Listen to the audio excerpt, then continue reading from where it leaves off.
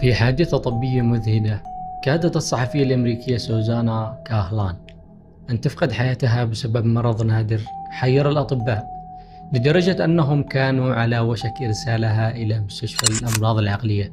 لكن طبيبا واحدا، هو السوري الجنسية سهيل النجار، كان لديه رأي آخر، وقلب الموازين بتشخيص عبقري أنقذ حياتها.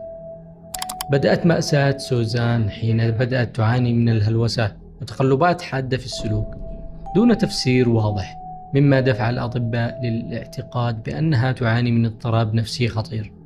لكن عندما تدخل الدكتور سهيل النجار لم يطلب فحوصات مكلفة أو معقدة، بل اكتفى بطلب بسيط، حيث قال لها أن ترسم ساعة.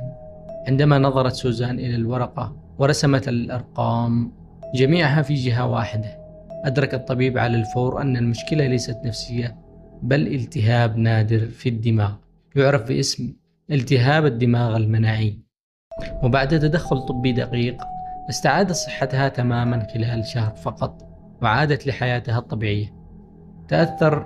تأثرت سوزان بشدة بتجربتها، فكتبت كتابا بعنوان دماغ مشتعل، الذي تصدر قوائم المبيعات لعدة أشهر، ثم تحول إلى فيلم سينمائي عام 2016 جسدت فيه كلوي غريس موريتز دور الصحفية، ولعب نافيد نيغبان دور الطبيب السوري الذي أنقذ حياتها.